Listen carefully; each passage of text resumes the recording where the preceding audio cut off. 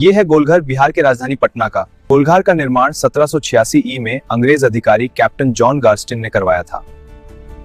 इस वीडियो में हम इसके इतिहास के बारे में विस्तार से बताएंगे और ये भी बताएंगे कि इसकी नींव 1786 में रखी गई थी और कितने बार इसका जीर्णोद्धार हुआ। राजधानी पटना का गोलघर को देखने के लिए लोग दूर दूर से आते हैं। गोलघर की नींव 18वीं सदी के उत्तरार्ध में 1786 से पहले रखी गई थी। गोलघर निर्माण करने के कई कारण भी थे। एक कारोबारी ने उस समय के गवर्नर जनरल वॉरेन हेस्टिंग्स को अनाज रखने के लिए एक बड़ा अनाज भंडार रखने की सलाह दी थी। ये सलाह अकाल में अनाज की कमी को दूर करने के लिए दी थी। 1770 ईस्वी में बिहार और बंगाल में भयंकर अकाल पड़ा था, जिसमें लाखों लोगों की जान चली गई।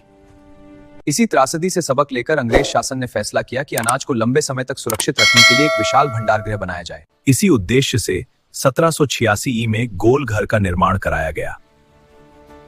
इसका उपयोग अनाज, गेहूं, चावल आदि के भंडारण के लिए होना था, ताकि भविष्य में अकाल आने पर लोगों को भोजन मिल सके।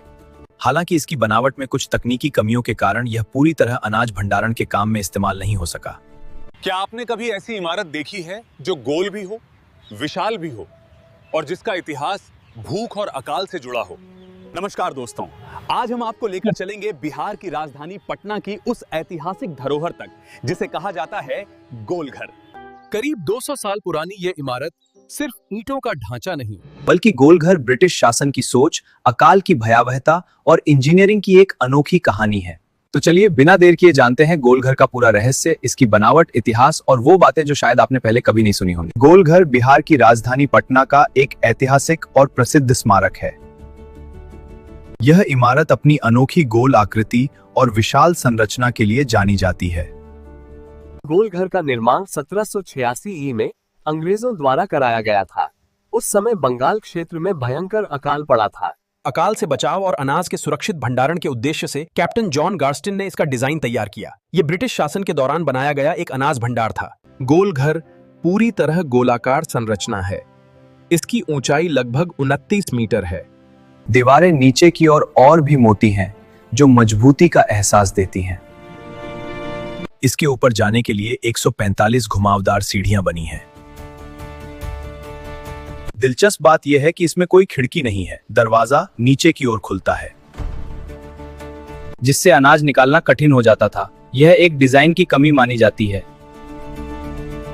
शुरुआत में गोलघर का उपयोग अनाज भंडारण के लिए किया जाता था, लेकिन डिजाइन की खामी के कारण इसका सही ढंग से इस्तेमाल कभी नहीं हो पाया। समय के साथ यह एक पर्यटन स्थल बन गया। आज गोलघर पटना का एक प्रमुख टूरिस्ट स्पॉट है।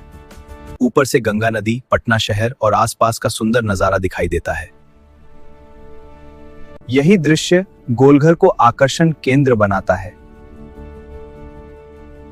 सुबह और शाम के समय यहाँ पर्यटकों की भीड़ रहती है। फोटोग्राफी और वीडियो शूट के लिए यह जगह काफी लोकप्रिय है।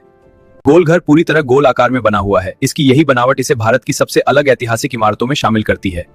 इस इमारत के अंदर एक भी पिलर नहीं है, फिर भी यह मजबूत तरीके से खड़ी है। यह उस समय की बेहतरीन इंजीनियरिंग का उदाहरण है।